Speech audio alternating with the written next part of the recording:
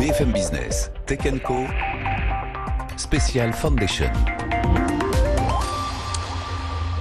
Et ça y est, c'est parti, la saison 2 sur BFM Business de Foundation, la série événement des entrepreneurs. C'est dans un instant, on vous diffuse donc ce premier épisode vraiment dans 2 minutes. Ne bougez pas, on y est. Avec nous ce soir, Roxane Varza, la directrice de Station F, partenaire donc avec nous et qui coproduit donc cette série. Roxane, bonsoir. Bonsoir. Et avec nous donc l'entrepreneur Ruben Alali de HD Rain, qui est une des stars de la série. Bienvenue Ruben, on va apprendre à vous connaître. Découvrir aussi votre équipe, vos succès, vos galères, parce qu'évidemment les startups, c'est pas forcément un long fleuve tranquille. D'un mot, Roxane, avant de regarder ce premier épisode, pourquoi être partenaire et produire avec nous cette série? Qu'est-ce qui vous a emballé? Pourquoi ouvrir vos portes aussi? Parce qu'il n'y a pas, évidemment, c'est la seule série et événement sur les startups de la French Tech, même on pourrait dire sur la startup tout court. Oui. Ça ne s'est pas fait avant. Je pense que pour nous, c'était très important de montrer vraiment la réalité des startups. Il y a beaucoup de gens qui voient dans la presse les levées de fonds, des licornes, que des choses positives, et on oublie que vraiment le démarrage, surtout, c'est une grosse galère. Donc là, on rentre vraiment dans la vie quotidienne de nos startups à Station F. Ouais. Ça permet aussi de montrer la zone startup qui est accessible uniquement aux startups à Station F. Donc c'était vraiment la vérité sur ce qui se passe sur place. La thématique, on a décidé aussi ensemble, les boîtes à impact, la fameuse Tech for Good, c'est cette tech qui fait du bien et qui fait avancer le schmilblick avant même de gagner le premier euro, quoi. Oui, et en fait, nous, c'est un thème qui est super important pour nous cette année, pas juste parce que nous, on croit que Tech for Good, c'est pas que des ONG, mais en fait, nous, on pense à Station F que toutes les startups devraient être des startups Tech for Good, tout le monde, si on n'est pas en train vraiment de faire avancer les choses, ça ne sert à rien d'innover. Donc voilà, c'est pour ça. Il n'y a plus de place aux trucs futiles, aux trucs qui servent à rien, qui vont faire comme ça et redescendre. Non, et juste être un business pour faire du business, c'est pas non plus ce qui compte aujourd'hui. Bon, Roxane et Ruben, on vous verra évidemment dans cette série et tout au long de ces 6 épisodes qui vont nous accompagner pendant quelques semaines. Ce sera tous les mardis à 21h, première diffusion donc sur BFM Business et dans Tech Co. On est ravis de vous avoir. On vous retrouve juste après donc ce premier épisode, ça va durer une dizaine de minutes et donc on vous retrouve juste après Tech Co. C'est parti donc Foundation, la saison 2 sur BFM Business. Cette année, on nous a dit vous faites trop scientifique, il faut faire plus de business, il faut vendre. Et honnêtement, c'est vraiment pas ce qui me fait rêver. On m'a souvent sorti le phrase du genre oh mais Google, Microsoft, ils vont le faire et puis ça fait des années, ils l'ont toujours pas fait. Whatever I'm doing, it has to be about so much more than just me as an individual. It has to be about how can my work impact the communities that I live with, and how can I use that to impact the vision of the world that I want to live in. You know, when you work with people and you see that there's a need to help them now, it means like now.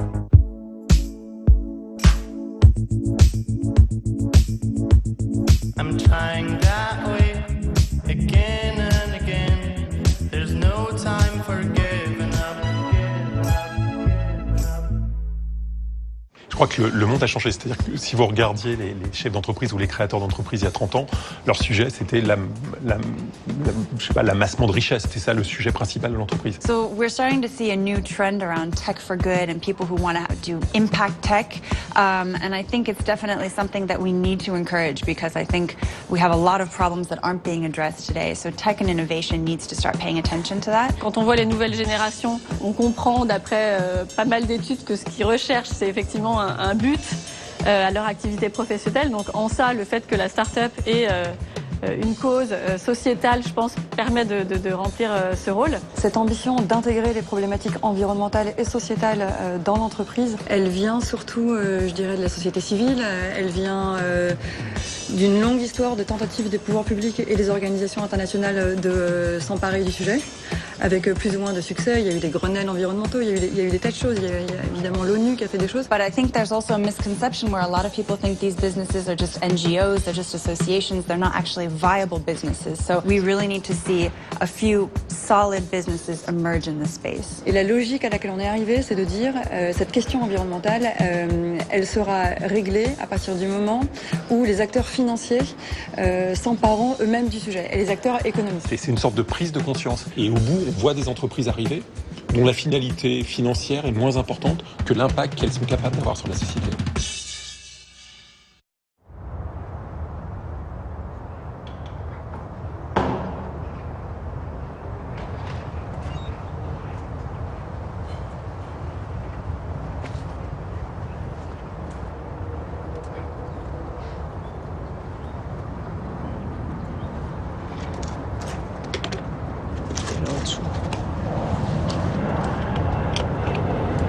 T'as le satellite quelque part par là-bas.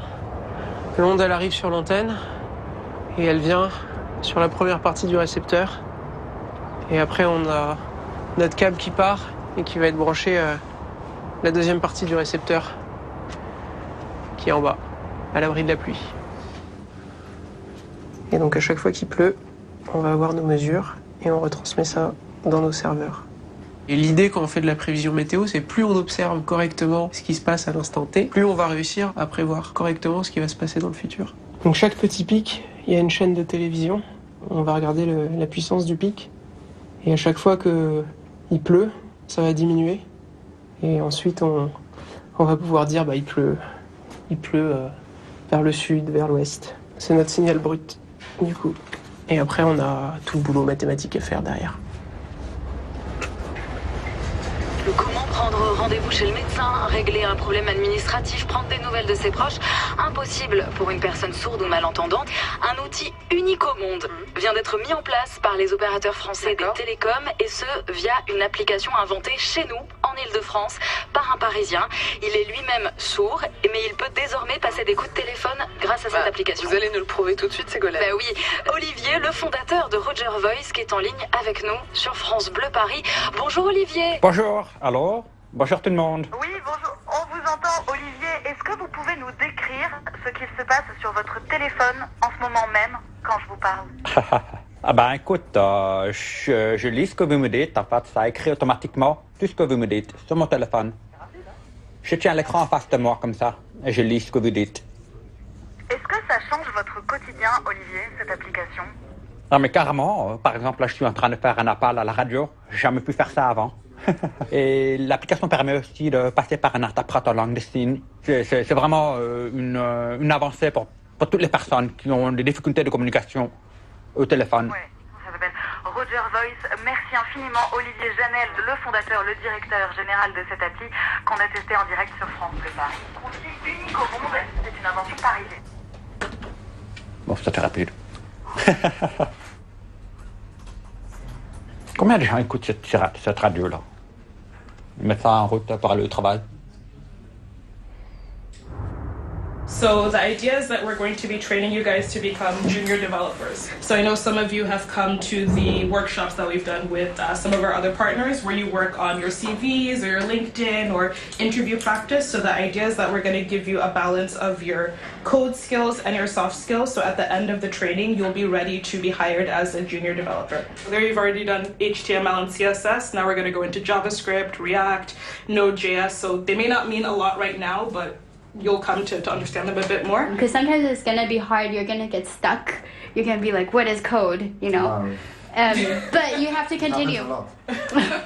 But you have to continue. And so it's making sure you're very motivated. This is what you want to do. I don't want to do anything else right now in the world. And at the end of the training, you should start going to interviews. Like, we'll help push your CV out to our partners. So we'll help starting to do that, but you guys should also want to do that. And then these are the types of positions you can go into. Now this is like where the real work begins, but I mean the motivation, like the spirit of the team, like we're all here to help you get there. But just pat yourself on the back for making it this far. Yeah. We're gonna push you in a good and in a tough way too. So good, tough.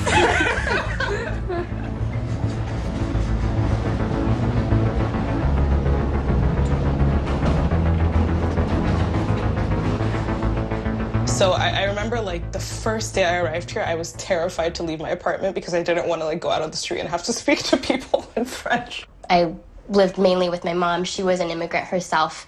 And I remember, when I was a little kid, she, sometimes would be afraid to pick up the phone because, she was afraid she didn't understand what they were going to say. Or I was reading, letters for her in the mail because she didn't, understand them.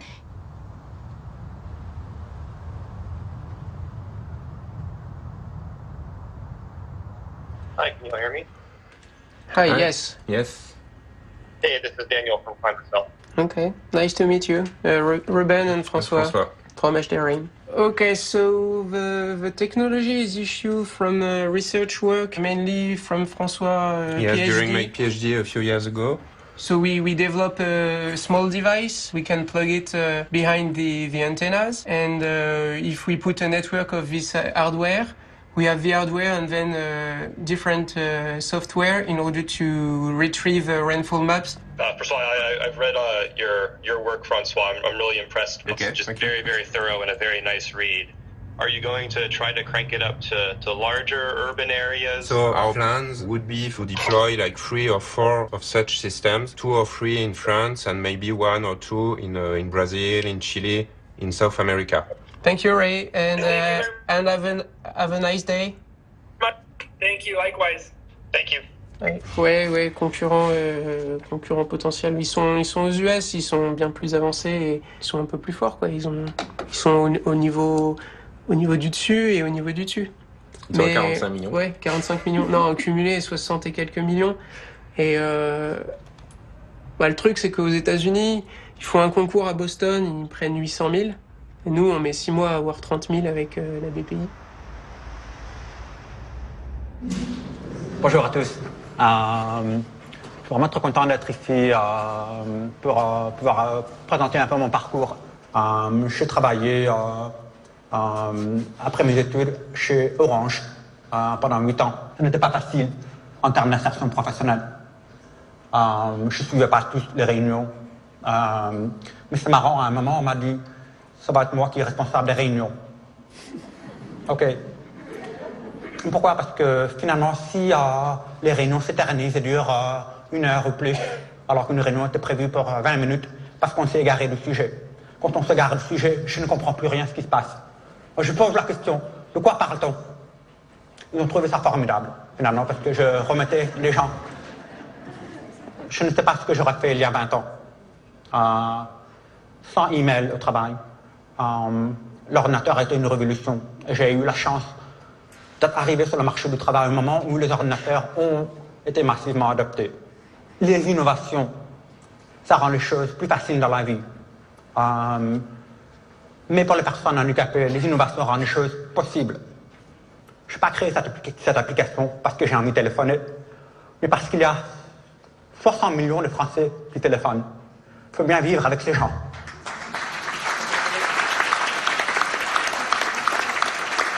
Merci beaucoup. Pour l'écran small, tu veux que ta div fasse une colonne. Ok? Et là, c'est pareil, c'est pour donc la taille d'écran. Ouais, je veux que la div, elle fasse 10 colonnes, c'est ça. Et pour les ID, donc c'est bien, comme vous l'avez dit tout à l'heure, un hashtag ou un dièse. Voilà. It's like you don't know what you don't know, and you don't know what you don't have access to. Access to opportunity is crucial. It is the most important thing if we're trying to talk about a more equitable world, and really be serious about this idea of how do we give excluded publics or people who are on the outskirts of society, like, opportunities to integrate and opportunities to include themselves into the fabric of these communities. If you don't have access to opportunity, if you don't have access to education, if you don't have access to these tools, then, I mean, it's no wonder you're not going to advance. Like. We are really excited to be here because we just want to make sure everything runs smoothly for the rest of the week, period. Even if we're tired, even if we're broke, even if we're hungry, like when those moments of victory come, you're like, all right, this is worth it. Like, it's gonna be okay. Like, we're gonna get there. C'est nul. Je suis désolé, ça marche pas bien. On va tout péter, on va tout refaire, on va faire un truc carré, les chiffres derrière ils vont augmenter, c'est sûr. Il n'y a jamais personne qui a réussi à faire un capteur qui voit la pluie. On révolutionne le monde de la météo. Ah, waouh. Hein, terminé.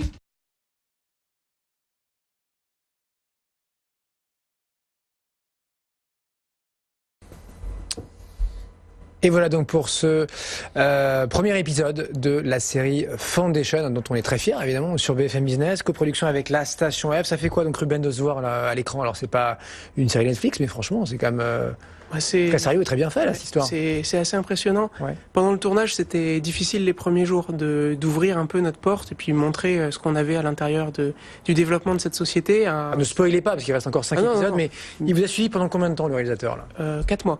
Ouais. De octobre à début janvier. D'accord. Et c'était une période où on avait vraiment pas mal de progression, où on part des premiers résultats qui arrivent du premier système qu'on avait installé à l'international, qui est au Brésil, au milieu de la forêt amazonienne, et à un comité de financement, mais qu'on verra dans les épisodes. Bon, alors vous avez passé 2 ans donc chez Météo France. Comment vous tombez dans l'entrepreneuriat là? C'était pas forcément évident. On voit au début là quand vous dites tiens, on nous demande voilà de gagner de l'argent, d'avoir un business model crédible, etc. C'est pas franchement votre truc. C'est vrai que je le dis en ouverture, c'est pas ce qui me fait rêver. Ouais. Après, il faut savoir aussi que mon passage chez Météo France, ça m'a formé à cette démarche d'aller chercher un petit peu plus loin, aller chercher aussi économiquement comment est-ce qu'on allait placer un produit, le vendre. Je pense que l'envie d'entreprendre, elle est venue déjà avec la rencontre avec François, pendant nos thèses dans le laboratoire. C'est votre associé, ouais, on le voit. Ouais. François, mon associé, oui. Pendant notre thèse, qui était dans un laboratoire d'Île-de-France, le Latmos, et ça vient aussi d'un petit épisode qui s'est produit. On était en famille, en voiture, dans le sud de la France, donc en plein doctorat. Je fais un doctorat en météo, et on se retrouve quasiment piégé dans une inondation. Et je me dis là, il y a quelque chose d'improbable. C'est même en ayant une connaissance scientifique très forte, il manque encore des moyens de prévenir correctement les gens quand il pleut trop et quand il y a des inondations. Et après, ensuite, on regarde le travail de thèse de François et on se rend compte que, justement, il y a une technologie et qu'on peut potentiellement aller l'amener et avoir une application une application marché et aussi avoir de l'impact dans les 80% des pays du monde dans lesquels il n'y a pas de moyens de mesure.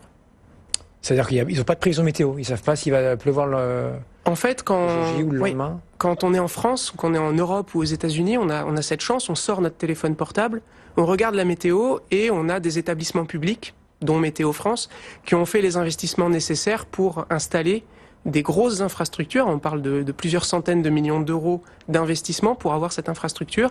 Et puis des équipes, donc une équipe dans laquelle j'étais avec une 50aine de personnes. Et ça, ces investissements, les pays en développement ne peuvent pas les faire. Donc il n'y a pas cette brique d'observation et il y a une moins bonne brique de prévision. Donc on est face à une différence, à vraiment une différence très grande entre la qualité de la prévision météo en Europe et dans les autres pays du monde. Et sur l'aspect tech, alors comment ça marche? Comment vous allez? Alors vous êtes à Toulouse, vous êtes aussi on le verra au Brésil plus tard dans la série. Enfin, comment vous faites pour être plus fin qu'un Météo France, qu'un Weather Channel, etc. Alors, donc nous on s'est spécialisé dans la pluie dans un premier temps. On a mis au point un capteur électronique que j'ai ici, qui se branche derrière les paraboles des satellites de télévision. Ça ressemble à une mini-box, on va dire. Exactement. Le quart d'une box, quoi. Et en fait, on a un satellite qui est dans l'espace, qui émet des ondes. On est baigné dans des ondes qui arrivent pour diffuser la télévision. Et quand il pleut entre le satellite et notre antenne plus capteur, ça va faire des perturbations. Donc ensuite, on a mis des logiciels, donc une intelligence artificielle. Ensuite, des logiciels de machine learning qui nous permettent, en ayant déployé un réseau de ces capteurs sur une ville, de faire de la mesure de pluie à très haute définition. Donc on va être avec une résolution de 500 mètres par 500 mètres toutes les minutes et des prévisions jusqu'à 2 heures en avance. Voilà. Et donc la légèreté du dispositif fait que on peut proposer ça à des coûts d'investissement en infrastructure qui sont moins élevés et proposer des services où l'abonnement aux données va être moins cher. Et typiquement, ça va tourner autour de 2-3 euros par an, par hectare, pour pouvoir avoir de la donnée de météo de très haute qualité. Bon, ça fait rêver, effectivement, Roxane, et des idées comme ça, il y en a plein aujourd'hui à Station F. Dans vos programmes, est-ce que vous avez d'autres idées? On peut sortir comme ça une seconde, allez, de Foundation. Mais il y a plein d'idées. On a 1000 startups qui sont à Station F actuellement, donc on n'a pas le temps de oui, on peut pas citer tous les noms malheureusement.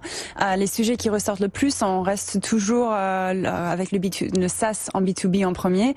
L'intelligence artificielle, là c'est un super exemple. Le logiciel, effectivement, pour entreprise. Exactement. Et ensuite, intelligence artificielle. Et troisième, c'est plus tout ce qui est application ou produits de consommation.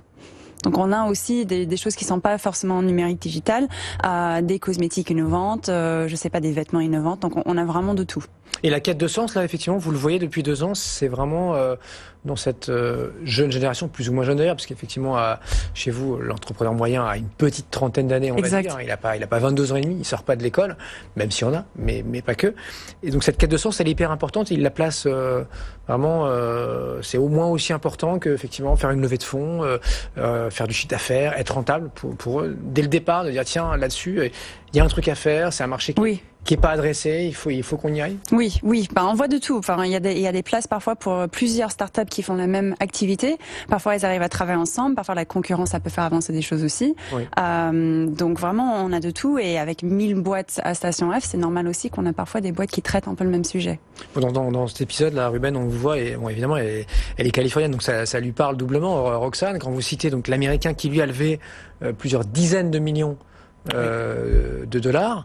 Vous en êtes à quelques centaines de milliers, peut-être, d'euros. Centaines de milliers d'euros, voilà. Oui, exact. Donc c'est 3 fois moins, enfin quasiment, les 2 zéros de moins. Et effectivement, eux, ils participent à un concours dans une grande université américaine. Ils peuvent gagner, vous dites quoi, 800 000 dollars, un petit million de dollars. Quand vous galérez pendant des mois avec la BPI pour avoir un fonds, un crédit. Alors on met du temps. On met du temps pour avoir une première subvention qui nous a été très utile, hein, mais on va pas la critiquer. Oui, c'est 30 KE. Mais non, on critique pas. Mais effectivement, vous n'avez pas les mêmes armes, quoi. Exactement. En plus, la France, c'est pas les US aussi, hein, très clairement. Hein, mais... Après, on a d'autres armes, je pense, et on a aussi une puissance de la recherche scientifique et des technologies qui sortent de nos laboratoires, qui peuvent aller sur le marché.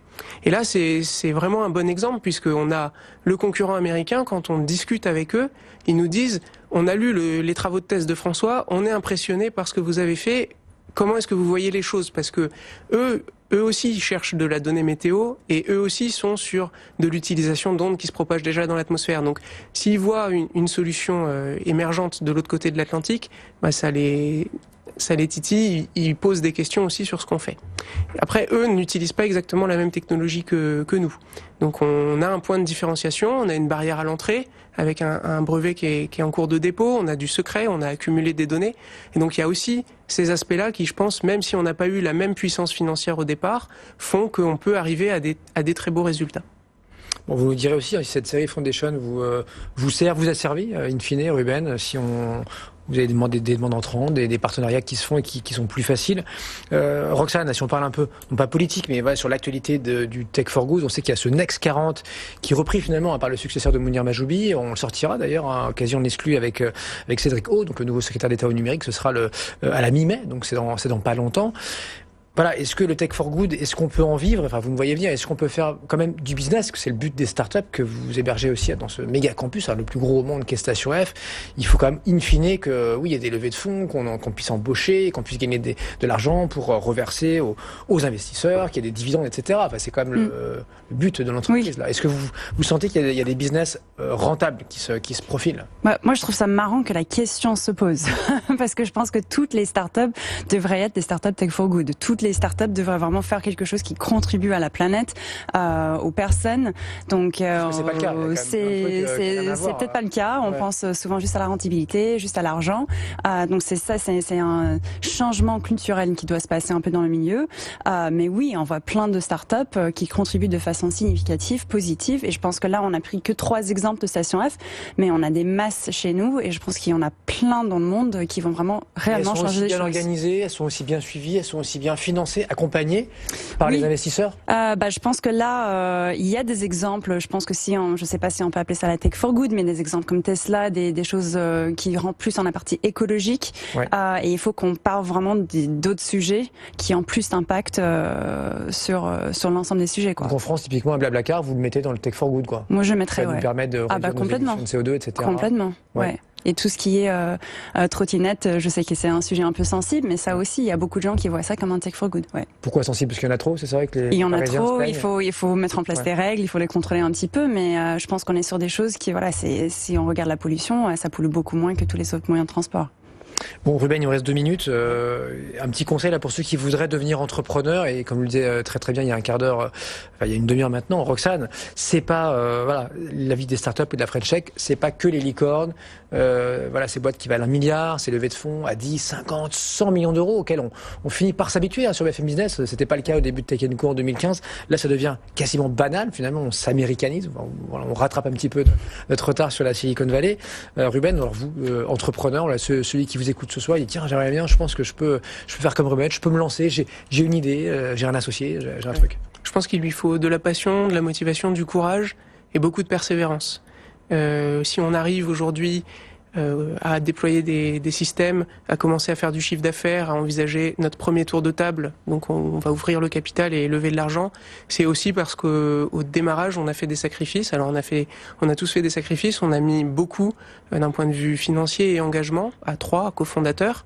On a tous pris un risque, c'est-à-dire que on a pris des risques alors qu'ils sont parfois limités. Moi, je suis parti en disponibilité parce que la fonction publique nous offre cette possibilité. François, lui, a choisi de pas aller forcément vers une carrière recherche. Douminda, le 3e cofondateur, est lui aussi parti à plein temps dans l'aventure en disponibilité. Et donc, du coup, je pense que celui qui nous écoute, s'il a cette idée et la passion, la motivation et qu'il est prêt à faire quelques sacrifices, il faut qu'il se lance. Roxane, pareil, vous encouragez tous les jours là des gens à devenir entrepreneurs. Sans faute. Il commence à y en avoir beaucoup là. Il y a oui, on en a beaucoup. En France, on n'était pas habitué, mais c'est parti là. Oui, là, on a. Tout le monde veut devenir entrepreneur. Beaucoup d'entrepreneurs. Beaucoup de salariés veulent se lancer. Enfin, je dis beaucoup. J'exagère, mais à peine en fait. Oui. Vous voyez les sondages, c'est impressionnant. Quoi. Oui, c'est assez impressionnant. On va pas décourager les gens à devenir entrepreneurs, mais je pense aussi qu'il y a de la place pour les gens qui veulent rejoindre les startups aujourd'hui et pas forcément juste créer sa startup pour créer sa startup, mais participer vraiment à une aventure. Elles ont besoin de force aussi et de qualité, de gens qualifiés, de gens aussi qui connaissent les grands groupes, comme Ruben, qui sont passés par les grosses machines, Météo France ou grands groupes du CAC 40 et qui peuvent apporter cette expérience. Merci à tous les deux. Donc Roxane Varza, la directrice de Station F, le plus grand campus de start-up au monde, voulu financer par Xavier Niel, on le sait, et on le salue s'il nous écoute. Et Ruben Alali, donc à la tête de HD Rain avec vos 2 associés. Vous allez revenir évidemment pour continuer à commenter avec nous l'après, les coulisses de cette saison qu'on est ravis de vous faire découvrir sur BFM Business. C'est la saison 2 donc de Foundation, c'est reparti tous les mardis soirs sur BFM Business, à la radio et à la télé, et ça démarre à 21h. À très vite dans un instant, 21h30, l'actu tech du jour, Jean-Christophe Roisset aux commandes.